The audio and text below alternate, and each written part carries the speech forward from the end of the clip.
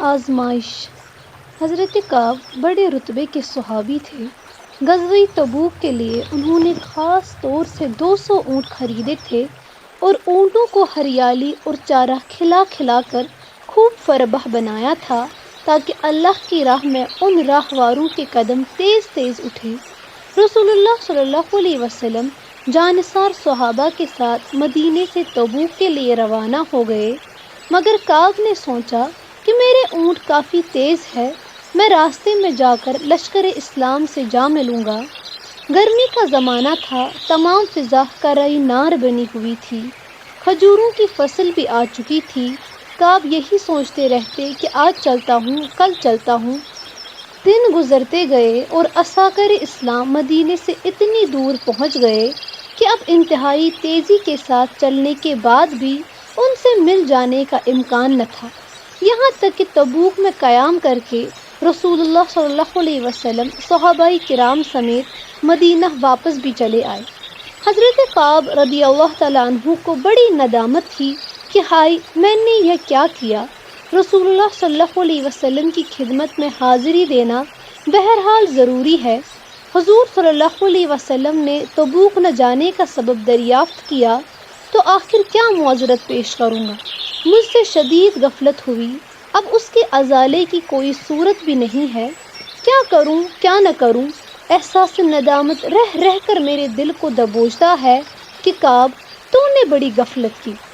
کعب کا نفس ابارتا کہ رسول اللہ صلی اللہ علیہ وسلم کی خدمت میں جانا اور آپ استفسار فرمائے تو 20 بہانے اور سینکڑوں عذر تراشے جا سکتے ہیں، یعنی یہ کہ میں بیمار ہو گیا، بیوی کو بخار آ گیا، بائی اونٹ سے گر کر زخمی ہو گیا، گھر بھر میں صرف میں ہی اس کی مرہم پٹی اور دیکھ بھال کرنے والا تھا، رشتہ دار اور عزیز بھی نفس کی ہیلا سازیوں کی لئے میں لئے ملاتے کہ بھائی تمہاری نیت میں تو کھوٹ نہ تھی، تبوک تم بہرحال جانا چاہتے تھے، بس ذرا سی غفلت اور تھوڑی سی بھول چوک ہو گئی۔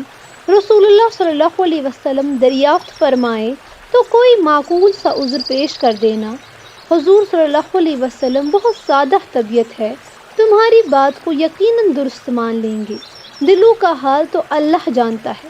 اب رہا گناہ ثواب، تو زندگی میں کس آدمی سے بھول چوک نہیں ہو جاتی، تم اپنی لغزش کی اللہ سے معافی مانگ لینا، اس کی ذات تواب الرحیم ہے، سچے دل کی توبہ قبول ہو جاتی ہے۔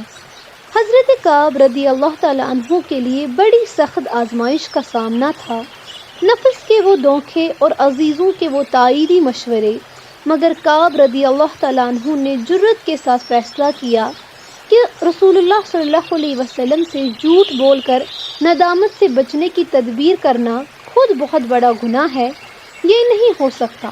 کعب نفس کے دھوکے میں نہیں آ سکتا اور نہ عزیزوں اور دوستوں کے ہمدردانہ مشورے اس کے پاس صداقت کو ڈگمگا سکتے ہیں۔ محمد رسول اللہ صلی اللہ علیہ وسلم نے ہم سے سچ بولنے کا عہد لیا تھا، یہ کیسے ہو سکتا ہے کہ میں اس ذات گرامی کے سامنے جھوٹے بہانے تراش کر دنیا دکھاوے کی ندامت سے بچنے کی کوشش کروں؟ سچائی میں بڑی جان ہے، انشاءاللہ سچائی ہی مجھے نجات دلائے گی۔ کعب سہمے ہوئے، جھکے ہوئے اور لجائے ہوئے رسول اللہ صلی اللہ علیہ وسلم کی خدمت میں پہنچے۔ وہ سر سے پیر تک ندامت بنے ہوئے تھے اور ان کی شرمائی ہوئی نگاہیں عفو و درگزر کی بھیک مانگ رہی تھی۔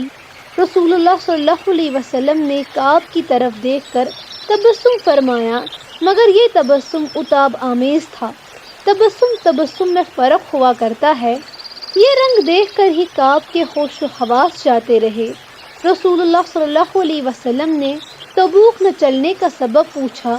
کعب نے عرض کیا، یا رسول اللہ صلی اللہ علیہ وسلم، میرے منحوس نفس نے مجھے غفلت میں ڈال دیا، سستی کا مجھ وقت پر غلبہ ہو گیا اور شیطان نے مجھے راہ سے بھٹکا دیا۔ اس پر رسول اللہ صلی اللہ علیہ وسلم نے خشم آمود لہجے میں کعب سے ارشاد فرمایا، کعب تو یہاں سے اٹھ کر چلا جا، یہاں تک کہ اللہ تعالیٰ تیرے بارے میں کوئی حکم نازل فرمائے۔ کعب بارگاہ نبوت سے اٹھ کر چلے آئے، چہرے پر ہوائیاں اڑ رہی تھی، دل بیٹھا جا رہا تھا اور پاؤں اٹھتے نہ تھے، جیسے ان میں سکت ہی نہیں رہی۔ یہ کسی حاکم اور بادشاہ کی نہیں، رسول اللہ صلی اللہ علیہ وسلم کی خفگی کا معاملہ تھا۔ کعب کے دل پر بھی جو گزرتا تھوڑا تھا۔ کعب کے عزیزوں اور قرابت داروں نے کہا کہ کعب، تو نے سچ کہہ کر اپنے کو مصیبت میں ڈال لیا۔ ارے نادان، دوسروں کی طرح تو بھی کوئی ہیلا تراش لیتا تو یہ روز دیکھنے کو نہ ملتا۔ کعب نے جواب دیا کہ بھائیو، کسی دنیا دار کے ساتھ معاملہ پیش آتا تو میں کوئی جھوٹ موٹ بات کہہ کر چھوٹ جاتا، لیکن یہ رسول اللہ صلی اللہ علیہ وسلم کا معاملہ ہے۔ اللہ تعالیٰ وہی نازل فرما کر اگر میرے جھوٹ کو کھول دیتا تو میں کہیں کا نہ رہتا۔ ایہو الاخوان، اچھا یہ تو بتاؤ کہ میرے ساتھ جو معاملہ ہوا ہے، کیا کسی کے ساتھ بھی یہ صورتحال پیش آئی ہے؟ کعب نے دریافت کیا۔ ہاں، حلال بن امیہ اور مرارہ بن ربیع کے ساتھ بھی یہی معاملہ گزرا ہے، لوگوں نے بالاتفاق جواب دیا۔ اس کے بعد مرحلہ اور زیادہ سخت تھا۔ رسول اللہ صلی اللہ علیہ وسلم نے حکم فرمایا کہ کوئی مسلمان کعب، مرارہ اور حلال سے بات چیت نہ کرے۔ ان تینوں کا یوں سمجھو کہ بائیکاٹ کر دیا گیا۔ 2 4 5 دن نہیں، پورے 50 دن اسی عالم میں گزرے۔ آدمی کے ساتھ زندگی کی 100 صورتیں لگی ہے۔ کعب کو بھی کام کاج سے گھر سے باہر جانا پڑتا، گلیوں، بازاروں، کھیتوں اور نخلستانوں میں، مگر کوئی مسلمان ان سے بات چیت نہ کرتا۔ عجیب مشکل اور پریشانی کا سامنا تھا۔ صحابہ کرام رضی اللہ تعالیٰ عنہ نے صاحب سلامت بند کر دی، جیسے کعب سے کسی کا واسطہ ہی نہیں ہے اور یہ ان کے لیے بالکل اجنبی اور غیر ہے۔ ایک دن حضرت کعب رضی اللہ تعالیٰ عنہ مدینہ سے باہر پہنچے۔ ان کے چچا زاد بھائی ابو قتادہ کا شہر سے باہر باغ تھا، جہاں وہ ایک عمارت بنوا رہے تھے۔ کعب نے چچیرے بھائی کو سلام کیا، مگر بھائی نے کوئی توجہ نہ کی بلکہ منہ پھیر لیا۔ کعب نے دلگیر ہو کر کہا، ابو قتادہ، تجھے تو معلوم ہے کہ میں خدا اور رسول اللہ صلی اللہ علیہ وسلم کو دوست رکھتا ہوں اور میرا دل شرک اور نفاق سے پاک ہے، پھر تم مجھ سے کلام کیوں نہیں کرتا؟ ابو قتادہ نے کعب کی بات کا کوئی جواب نہ دیا۔ وہ بدستور خاموش رہے، لبوں کو جنبش نہ ہوئی، کعب کی طرف سے منہ پھیرے رہے۔ کعب رضی اللہ تعالیٰ عنہ نے ایک بار نہیں 3 بار ابو قتادہ کو متوجہ کیا، مگر انہوں نے ایک حرف بھی جواب میں نہ کہا۔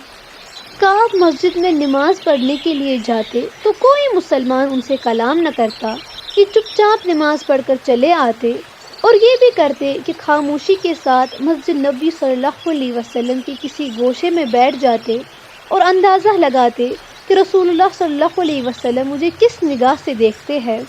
کعب نے بارہا محسوس کیا کہ رسول اللہ صلی اللہ علیہ وسلم میری طرف کنکھیوں سے دیکھ رہے ہیں۔ میری پریشان حالی پر حضور صلی اللہ علیہ وسلم کو بھی ترس آ رہا ہے، مگر جب میں حضور صلی اللہ علیہ وسلم کی طرف دیکھتا تو حضور صلی اللہ علیہ وسلم نگاہیں پھیر لیتے۔